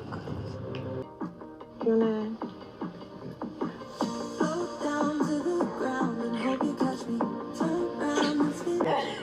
We're gonna have a great night. We're gonna have a great night. That's a chihuahua. She's a pit bull. Sometimes man will be man. A boy will be a boy. Or a boy will be a boy. You're a man. I appreciate you. They're boys. Yeah, I mean. All right, I don't want to be mean, but I feel like TT and Parmita are like college girls. Yeah. And those girls in the villa are like high school girls. Guys deserve to be in tune with their sexuality and things of that nature just as much as women. Yes, we can talk about how patriarchal has created like biases and things of that nature, and misogyny has impacted women, and I understand that. We can acknowledge that and give grace and empathy towards that, but that does not mean on a show based around exploration, sensuality, and desirability that the guys are somehow subjugated to being tools for the girls' experience. That's not the case. They're allowed to explore and do the things they want to do just as much as the women are, because that's the point of the show. There's no way in the bias, the contract, the things of the nature, the summary of the show that says the guy's supposed to just sit and wait to be picked by a woman and they just decide who they want to do. Like, these girls are not in a brothel. You know what I'm saying? They're not in a male strip club or something like that. Like, they have the right to do what they want to do, no different than the guys. You know what I'm saying? And I just hate the biased environment production curated in this instance, because what was extremely disgusting to me is her getting up in his face and screaming in the way that she did. That was uncalled for. And what showed the biases from the colorism to everything else, desirability being a factor in how they did this, is because when Sincere got up and they played Sincere's clip, he told them to shut up and sit there, like, shut the fuck up. And every last one of them shut up. I'm not talking to none of y'all. I'm not. I'm really not. I'm talking to a liar. Y'all be the first example for everybody, so shut up. But you're the last one to you because you do the same shit. I'm not talking to you. I'm not talking to you. I'm not talking to you. So back up. I'm not talking to you, bro. Anaya, I fuck with you, bro. You're my dog. Yeah. But if Casey's video was shown second, yours was shown first, that would have been the same exact emotion. Like, you were sitting there like, I'm ready to explore the other guys. The truth, but I don't tell the whole truth. So I think that's where like the two faces. You know what Beyonce say? You know what I'm saying? It was mute. So you mean to tell me the guy that's been maneuvering and just visibly lying, and even prior to this challenge, other women in the show have clocked that he was a liar previously. Kata clocked it when he initially tried to hit on her. Anaya even clocked it when he was venting to her and using her for emotional labor earlier on. Other women, the original girls, have been clocked that he's a liar. But for some reason, y'all still did not erase his humanity and allowed him to speak. And I think that's very apparent. When Casey was up there, they did not allow him to speak because they did not respect him, and furthermore, they did not see him as a human being. It was just beat him up, beat him up, beat him up, go at him, go at him, go at him. And this is the thing about this, and I'm going to make this in my closing statement as well, is that you can critique and have your problems with someone without depriving them of their humanity. The moment you think that you are able to not only talk about someone in the ways, but then deprive them of their humanity to then speak and articulate themselves in the environment and just completely throw their land to the fire, you need to look in the mirror and reflect on what is contributing to you subconsciously or consciously maneuvering in that way when it comes to this person. Because he has done systematically less than both Zach and Sincere. But for some reason, he was deprived of his voice. That was disgusting. And to also emphasize this bias is when it came to Anaya clip, production purposely didn't add in clips that would exactly contradict what Anaya was saying from Casey previously and having an argument right before Casa Moore. That's like completely fine to ask. I understand what you're saying, and even when it's a serious topic, you want me to be serious. Yeah, I get what you're trying to say. Okay. How do you feel about it? Because I know you're like. Another thing that okay, this is what pissed me off. When you said oh, I just feel like you're just with me to coast through another week. Yeah. That was fucking disrespectful. Like, that was crazy. That's how it felt. That's why I felt disrespected, because that's how it felt. No one wants to feel like a fallback option. So that was more me expressing like, damn, I don't want to feel like a fallback option. I want to be like the first choice or secure choice. You feel me? You have every time. I can't even hold this against you, but like, I wasn't your first option. But since that fucking day, you've been my first option every time. Every single time. I wanted to continue the connection with you.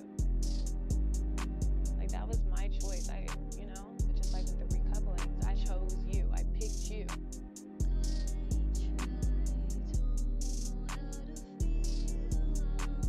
It's never been questionable, like with me, like at all.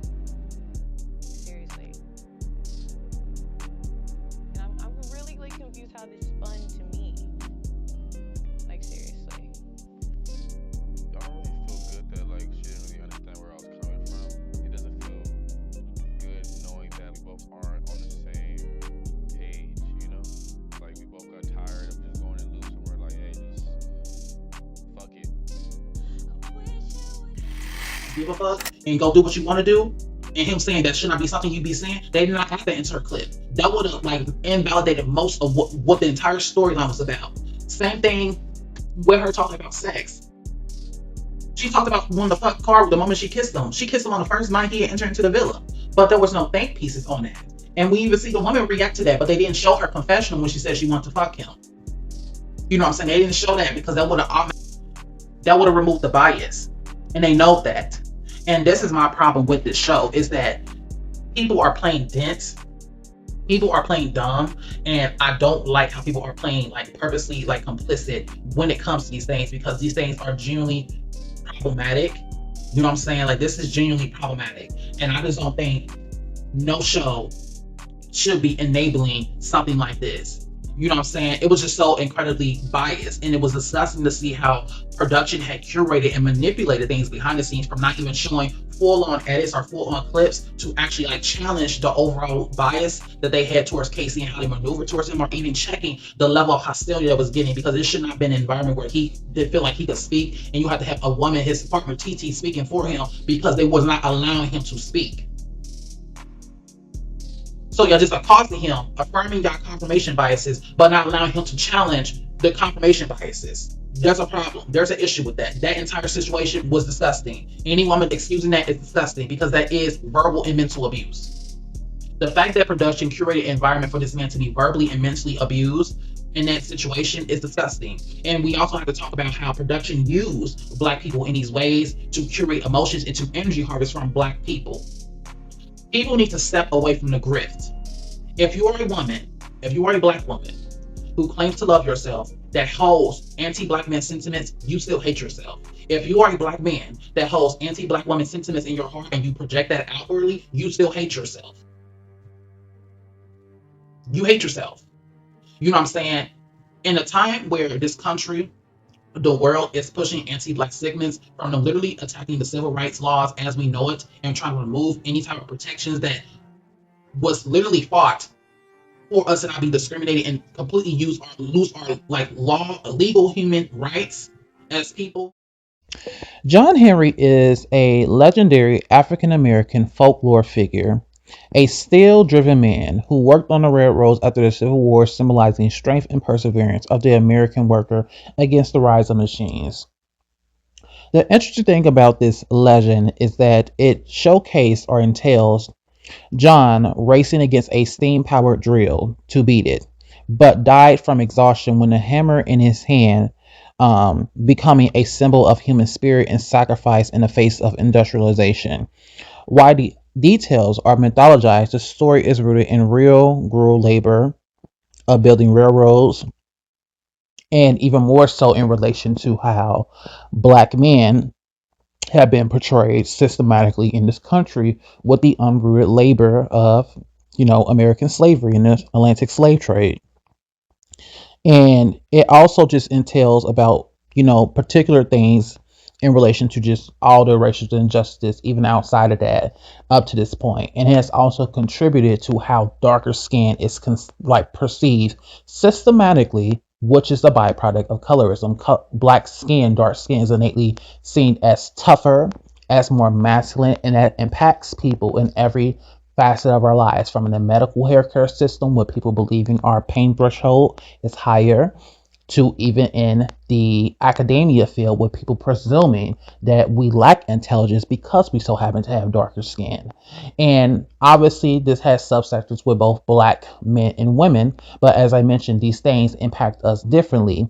And I reference this specifically because it takes into caution the biases of the viewer base, whether it's underlying or just overtly due to grifting pipelines, of how people perceive dark-skinned men and how they perceive their certain threshold and tolerance towards abuse or accosting. Because what's very disturbing that I've seen is how people were engaging with their commentary of Casey in relation to every other man on the show. And I did not appreciate that. And I think people need to say the quiet part out loud. And I want to continue this notion because I also want to talk about, colorism, right? So there's many subsectors around colorism that has impacted Black men in the overall collection of this. And John Henry is an allegory of some of these archetypes. So the EBSCO tells the Black brute and the buck stereotypes refer to harmful and dehumanizing representations of Black men that emerged in the United States, particularly during the post-Reconstruction era. Does that sound familiar? Around the time John Henry was created. These stereotypes depicted Black men as hyper-violent, sexual predatory, often used to justify acts of racial violence, including lynching. The brute archetype portrayed Black men as innately savage, while the buck stereotype added a layer of sexual threat. Specifically, alleging a desire to assault white women. These portrayals gained prominence through literature and film, notably in works by Thomas Dixon Jr. in the film Birth of a Nation. Despite the fact that accusations of R-word were frequently unfounded, these stereotypes were leveraged by prominence of lynching, claiming it was necessary to protect white womanhood. Throughout the 20th century, activists sought to challenge and dismantle these damaging narratives, yet elements of these stereotypes have persisted in media and popular culture. They have been echoed in various forms, including black exploitation films and ongoing discussions about racial representation in contemporary media and politics. Understanding these stereotypes is crucial for recognizing their lasting impacts on societal perception of black masculinity and ongoing struggles against racial injustices. Due to patriarchal patterns of desire, Hooks 2003, woman and man's experience of colorism can differ, as women are typically judged on their looks more than men are, subjugated to more societal appearance pressure, and held to different appearance ideals where light skin is consistently privileged. Hills 2000, Phoenix 2024 or 2014. Additionally, as dark skin is often associated with masculinity and fertility, black men, unlike black men, can benefit from having dark skin in context of societal appearance ideals and romantic relationships. Why do I reference all this information? I reference all this information because it talks about the initial programmings that society has ingrained in their minds, either subconsciously or consciously, when it comes to black men. What has happened on this show was a form of mental abuse. Specifically, the last episode, I believe it was episode 21, during or whatever the episode for the the TV challenge. This TV challenge was very disturbing to me because what you recognize disproportionately is how the viewers and even the women on this villa responded to KC. The fact that they were hell-bent on not only exaggerating what was shown on the screen in relation to what KC had said about Anaya, or just in general about his feelings at Casa Moore. You also see disproportionately how production specifically caters to fit a particular narrative. And this is the stuff I'm talking about. And this is why I think no black person, no black man specifically should ever audition for this show, because the fact that they were so adamant in crafting an environment that is hostile for him, because there is no way in hell you had him being verbally assaulted by the entire women cast outside of the woman he is partnered up with, being TT, calling him everything out of his name, calling him everything but a child of God, when he literally has done like objectively less than the other light-skinned biracial counterparts on this show. Sincere's been lying the entire season. Corbin has been adamantly and just not giving a fuck and been doing whatever he wants to do the entire season. Yet and still, none of them are experiencing the amount of aggression when it comes to how they are being accosted and critiqued.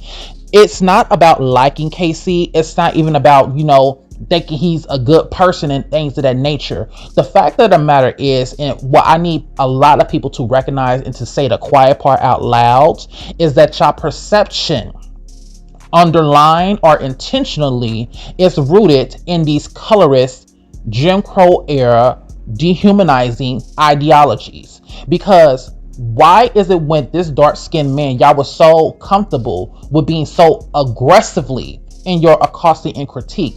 It's not the fact that you cannot critique someone, it's the fact that you do not have to deprive a person of their humanity to critique them. And specifically when it comes to the black people that has been making these derogatory statements, to the point where racists have been contributing to this entire commentary and hate train on KC, perpetuating anti-black men and just racist rhetoric when it comes to talking about this man. I don't appreciate that. And I think a lot of people need to look in the mirror. If you are someone that is so adamantly in accosting and dehumanizing and taking away the humanity from a person to be flawed, you are part of the problem. And you need to look in the mirror and do some reflecting. I do not like the semantics, specifically when it came to Anaya in this entire situation, where he was trying to explain himself, which has been a pattern throughout the entire series, where when he tries to talk, his voice is erased. His voice is not allowed to be heard. He is completely disregarded in that manner. Meanwhile, with all of these other men on the villa, even guys that are objectively worse than him, are grimier than him, they're allowed to speak.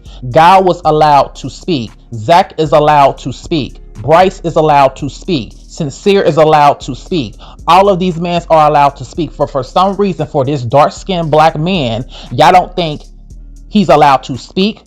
He can be accosted, and he has to sit there and take it and endure it, because in your minds, mentally, y'all have compartmentalized that because of the way he looks, because of the phenotype, he's subjected to that and should be entitled to just endure and persevere through it, because he's a big, brolic black man. And that's the issue. That's what I don't like. I just do not respect this. And this was a very similar commentary in season 7 as well, when it came to Chris. When Chris was being accosted in ways that was extremely problematic from Huda in that season, even down to when she was trying to coerce him into sex, you had people trying to justify that behavior, that it's his responsibility to just endure that and take that. Even down to Jeremiah, despite him not being dark skin, he is definitely more on the caramel brown skin side, at least within the villa. And you see systematically how the viewer base was responding in relation to this man, which I just think he's supposed to endure and take this toxic behavior. You can critique him without depriving them of their humanity. And it's extremely sad to see the amount of black people participating in removing humanity and the person's ability to be flawed. Because again, a lot of these people, the ironic thing is, a lot of these people making these commentary maneuver just like Kenzie that was talking about KC in the ways they were. They maneuver just as shadily. They talk and act just like Anaya in this sense. And the thing about it is, even when it came down to Anaya, a lot of men have been making valid critiques. A lot of women, some women, more mature women, have been making valid critiques of her behavior, because she is extremely emotionally unregulated. The way that she talks and the way that she has perpetuated a narrative in the villa was extremely calculated and manipulative. And even down when you talk about other instances in this show, when it comes to how people were painting narratives and targeting on things overtly, and even down to what some of the castmates had said during this the TV thing, when some of the girls was talking, they was like, oh, she's above him, this is above him. And even down to some of the commentary, people have been being extremely classist, which is also rooted in racism, because why are y'all shaming this man's job? This man is a CNA. No less than 5 years ago, this man was an essential worker. He would be considered an essential worker. It's all fun and games until there's no CNAs to assist your ass when you're in the hospital, but you got people making classist remarks about his profession and him having a job that as a CNA, because she's somehow in a more upper echelon socioeconomically because her father and her connections. We got to talk about that as well, because keep in mind, Sincere admitted that he's up for eviction in this villa, but for some reason no one's making commentary about that. Corbin is a freshly college graduate man, but no one's making derogatory remarks in relation to where he's at in life. Keep in mind, Casey is around the exact same age as them. He's 22, 23. So why are y'all degrading this man because of his profession, him having a job in a systematically, overtly corrupt job market at this time? You know how hard it is to get a job in indie industry, especially for a black person. These people have removed DEI, they've removed affirmative action, they have changed the EEOC laws, and you got people degrading this man for having a job like a CNA in a job market that's systematically corrupt and that is stopping black people from even achieving any type of like high earning positions across multiple of industries. But you have people making remarks about that, and you know it's bad because along with all these things, you see how there are disproportionately large amount of grifters, anti-black men, anti-black women,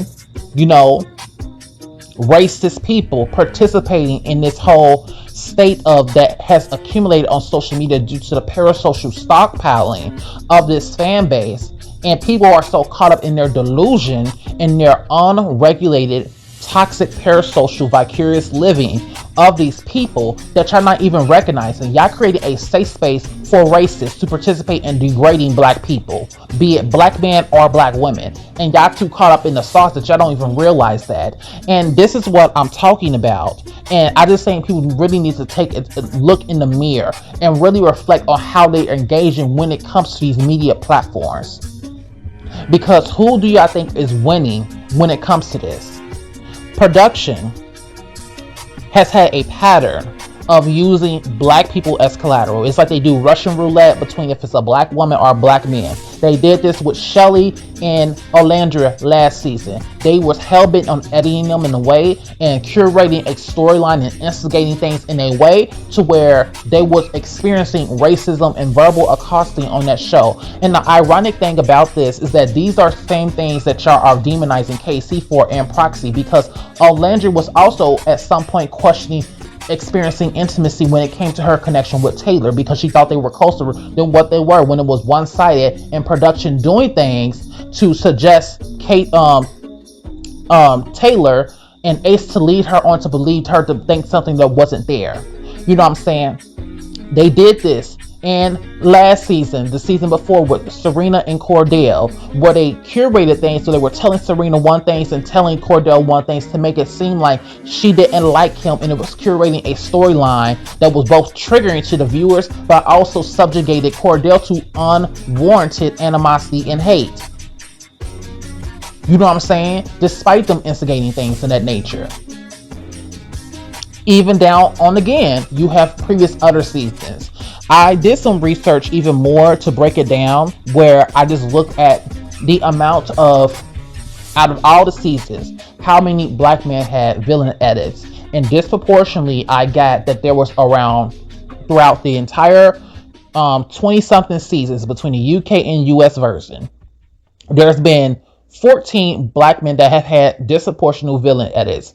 Not to say some of them was unwarranted, but there has been a disproportionate amount. When I did contrast to white men, there was significantly lesser, up to 7%. 7 people throughout all those 20-something seasons. Rob being one of the most recent. You know what I'm saying? There was no white man that had a villain edit last season. For real. Because what production likes to do is that they show the white man, the European man doing something that's shady and by proxy, but then they start hyper fixating on the black castmates anytime something happens, and they start curating and fixating things to where the European people, the white people that's doing shady shit get swept on a rug due to them knowing and understanding how to emotionally and energetically harvest black people's energy, attention. And it's like people are so caught up in the illusion that they don't even clock it. It felt like talking to a brick wall last year when the whole Huda and all that other situations was happening, because it was so toxic. And it's no different. It's actually worse this year. And it's sad.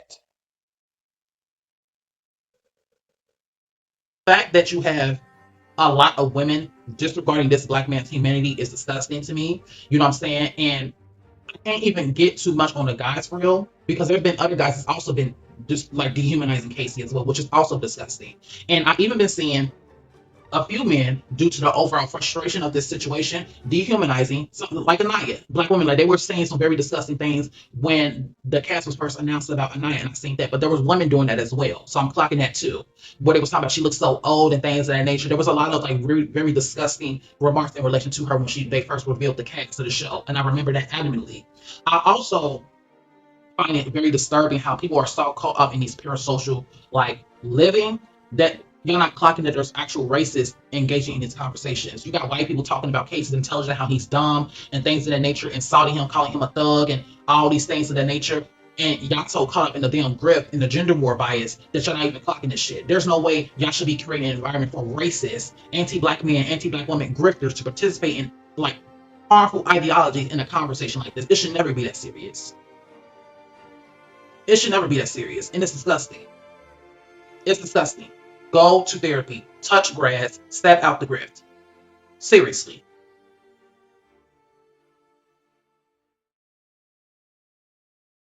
I don't want this video to be too long, but in closing, I just want to say some other things. I did some research across all the 20 something seasons, how many villain edits have been of black people.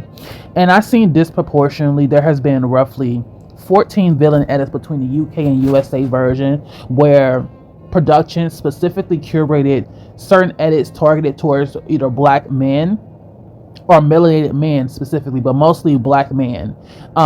Since the entire thing, I've seen that roughly 3 people have committed, S due to this show. 2 of them being contestants, 1 of them being one of the former hosts of the show.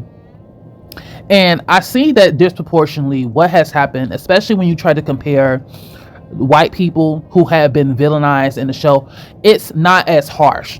Even with Rob in season 6, it wasn't as harsh. Yes, people didn't like him, but if you look at in comparison, he still is very successful. He just got off another show not too long ago. You know what I'm saying? And even another figure, I just noticed there's a pattern with how Peacock likes to do extremely harsh and triggering storylines for black people. From Janae to what they try to do with Serena and Cordell, from Jeremiah and Huda, from Chris and Huda, even Ace and Amaya, from the the after show of Love Island. During that show, someone had hinted at that the way Amaya acts was very much adjacent to Huda, but the way that they edited that show, you would think that she was just this innocent person that everyone was picking on, when the flip side, in contrast, that wasn't fully the case. But they edited the show to look that way, so where it looked like Ace was just unethically just hating it and just bullying her, when that wasn't the case.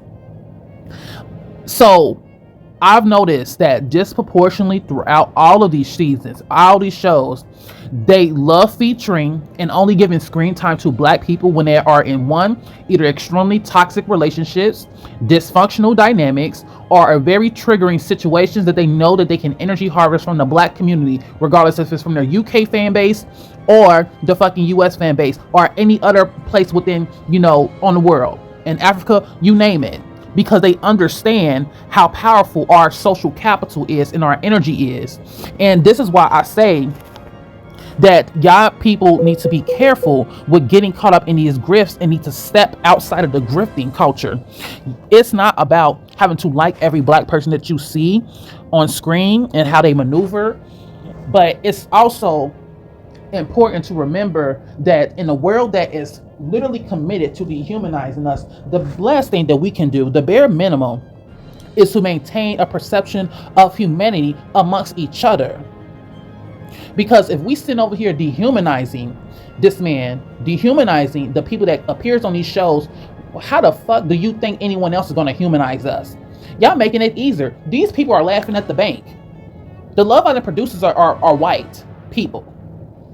You know what I'm saying? And y'all too caught up in these grifts, these gender wars, and all this other bullshit that y'all don't even clock it. They're profiting off your trauma and laughing at the bank. And y'all not making a cent off of it. Even the contestants ain't making a fraction of that money. You know what I'm saying? Traumatizing these people, putting these people in toxic dynamics, and profiting and doing things to curate to make sure they stay in those toxic dynamics on the show. They know what they're doing. And this is why I say no one should be going on this show from here for, especially if you're a black man, because what they're doing with Casey is very sinister. There's no reason why fucking entire organizations are contributing to the costing of this dark-skinned black man. Disney Channel, what are y'all on about? God has got, a few weeks ago, had a thing with sex trafficking on a cruise ship, and y'all talking about this black man.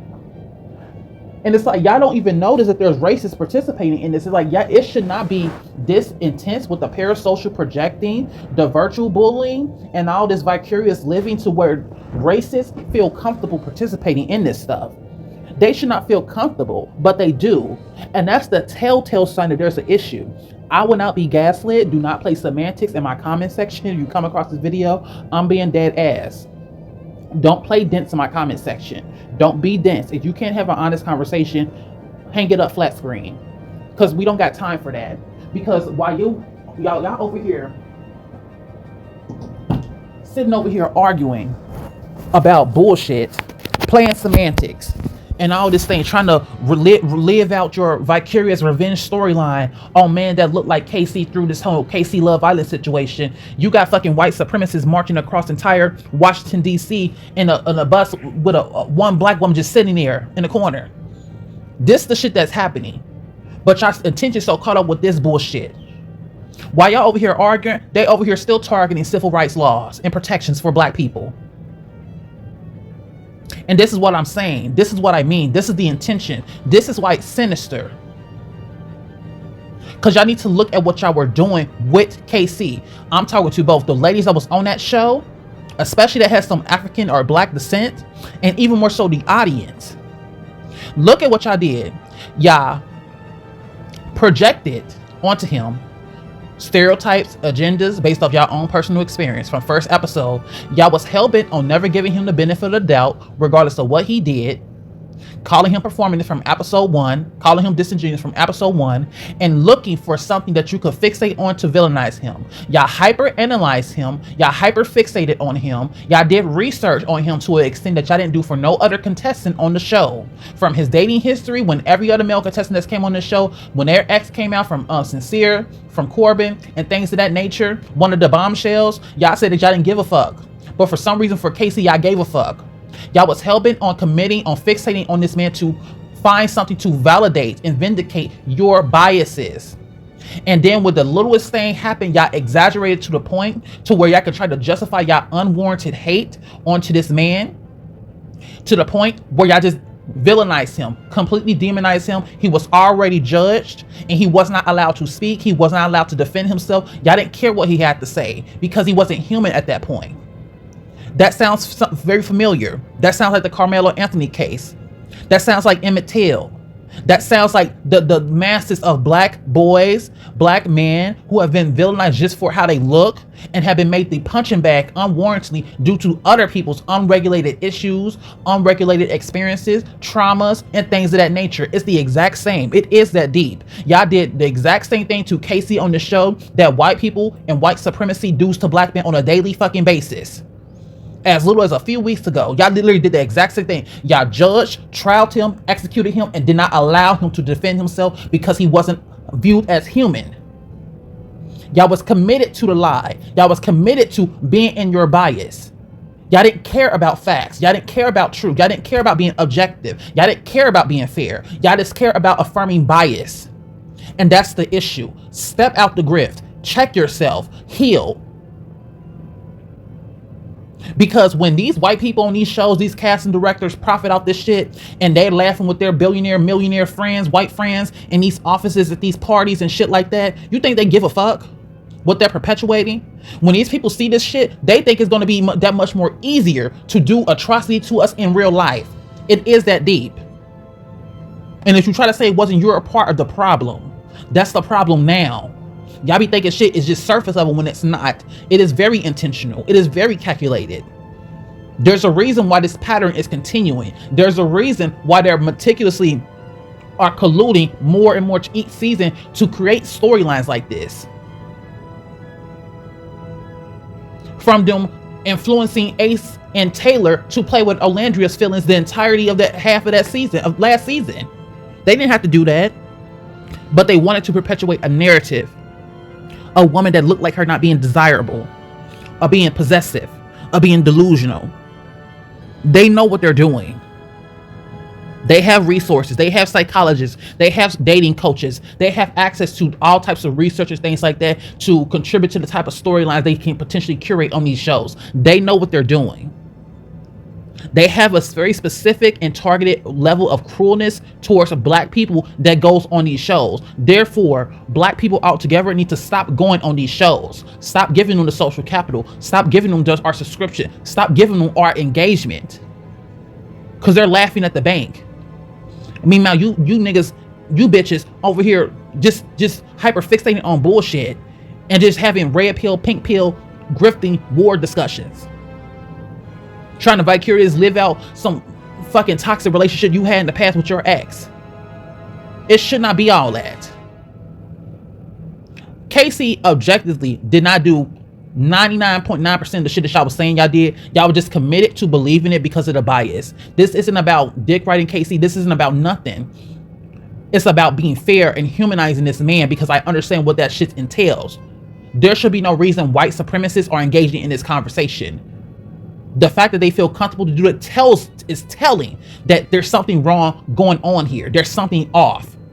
And y'all need to clock it and step outside of y'all own biases. I'm not dehumanizing Anaya, but she's not perfect either. You know what I'm saying? She has room to grow, no different than KC. At worst, the only thing KC has done is been very cringy in some of his words. I can't even get mad at him for expressing his frustration in Casa Amor, because he has the right to be fed up with the shit that was going on. He has the right to express that. That's not disrespectful. Anaya was saying her own shit too. That was extremely problematic. He never called her out her name. He never not once disregard her feelings when she was talking to him. He never not considered her while they was together. She didn't consider him, because she considered him, she would have did things in the love language, like I listen, like active listening. Most of the arguments they had, the one moment she got out hurt, what she had to say, she disengaged from the conversation because she didn't care about KC. And from what I'm hearing, because I've only watched up until the movie night challenge, for what I'm hearing, she's still having biases towards Sincere. She has a sense of entitlement and a lack of respect for KC because of the proximity they share as both dark-skinned people. Because truth be told, she has her own inferiority complex. She's deifying these light-skinned men for less. You know what I'm saying? That's the reason why she was able to fawn over and fixate over Corbin, despite him not having a fraction of what KC has. Y'all here shaming this man's job. Y'all shaming his profession. Y'all shaming his practice. Y'all calling him poor and all these other things. Meanwhile, both Sincere and Corbin are in the exact same financial situation, if not worse. But y'all not calling them poor. Y'all not calling them ghetto. Y'all not calling them thugs. There's reasons behind that. And what I'm saying is that y'all need to look into that and question yourself, question the rhetoric, question the conversation that you engage in when consuming media like this, because it does mean something. People are watching this. People are consuming this. For you black ladies out there, when y'all be posting this black man anti-grift shit, and don't be surprised when black men mirror that shit in your real life, because black men do see those comments, and it's very disheartening. And you think someone who's seeing black women dehumanize men that look just like them for not even doing anything really, and committed to publicly execution and humiliating someone that looks just like them, you think they're going to give a damn when they see you in a compromised situation? Why would they? Causes have effects. Cycles repeat based off continuous causes and effects. It's a cycle. And that goes for the black guys too when that does happen. Y'all was so caught up in that grift that y'all were masculizing that Trinity or Tierra. Y'all was masculizing that black woman for standing up for us. So y'all was so quick to put her in AI and mammify her and all these things. And I just think people need to be careful what you're doing. It should never be that serious. It should never be to where white supremacists, grifters are engaging in this time for conversation. Y'all should never make them feel comfortable. And the fact that y'all did, a lot of y'all should be ashamed of yourself. A lot of y'all should. Both the ladies on the show, the producers, some of the people who've been commentating that's on like After Sun, all of y'all should be ashamed of yourself. Because it should never be all that. But in closing, that's basically it. That's the point of this video. I had some other stuff I wanted to do, but this video already long as it is. So I want to thank anyone who comes across the video and ends up watching it. You know, if any of the castmates by some chance, small chance, see this video, you know what I'm saying? I hope that y'all flourish. I hope that y'all get whatever y'all was hoping to get out of this show. You know what I'm saying? And like I said, I don't harbor no animosity or bias towards anyone, because I want all the people to have an enjoyable experience. And I just believed in what I've seen, and what I know is that a lot of the ladies on that show was using KC as the punching bag for their frustration with their couples. They was too, you know what, to actually confront their couples to make them appear as more healthy than what they were, to win, that they were just using KC as the punch because he's already the dark-skinned black man, and there's already stigmas about that. I will never forget one of the things I seen when I was working in retail during COVID, where it was this older black man, and he had said that, He can't wait to go, like, he was like, he's gonna beat his child up, and one of them was dark skinned, and a staff made a comment on his other daughter, and she was like, they were like light skinned. He was like, oh yeah, I don't touch her because they bruise easily, but they dark skinned, so they can handle it. And I was just disgusted by that, and that impacts us. That thinking impacts us, even if it's not physical. It contributes verbally as well. Stop doing that to dark skinned people, black men or women. We do bruise, we do hurt, we do feel, we do get damaged. Just because it ain't visible doesn't mean it's not there. And that shit is very problematic. Y'all was comfortable beating up on him verbally, accosting him in the ways that y'all did, because y'all didn't see him as human.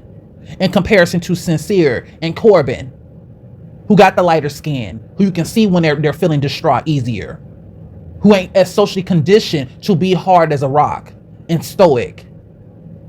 That shit is not okay, because I wouldn't tolerate people doing that for Naya or Trinity. If y'all come across it, I wouldn't tolerate no one doing that to y'all in the show. So the fact that y'all create that environment to where that black man had to experience that from y'all is disgusting. And I hope y'all do better and learn from that, because that should not be tolerated. That y'all shouldn't have not create an environment to where producers can fixate on that to a degree and curate that to a degree where you have entire channels, have entire races, have entire grifters dehumanizing this dark-skinned man. Y'all should never be doing some shit like that. But yeah, this is my closing video, like, statement. This is a lot to make. I'm tired as fuck. Thank y'all for watching this. If y'all do come across it, this has been very taxing for me to make as a neurodivergent person, with all these edits, these clips and things of that nature. I hope it's as concise as it can be. I did get overstimulated editing all this on a very outdated device. So if you enjoyed this content, please make sure you like, share, follow, subscribe, all those things. I'm not going to be making another video on stuff like this, but I'm going to be talking about like more whimsical, positive things, like, anime cartoons, maybe some like introspective stuff, maybe every once and again some occultic things of that nature, some fantasy stuff like that. So if that sounds interesting to you, feel welcome to subscribe to my channel for more content, and I will talk to y'all later. Y'all take care, be blessed, take care of yourself, and just remember, when y'all create an environment where other people feel comfortable dehumanizing us, y'all make the entire infrastructure of what's happening in the world and the government powers and things like that much easier. So just be careful and conscious of how you are consuming these media, and furthermore, how you engage with it.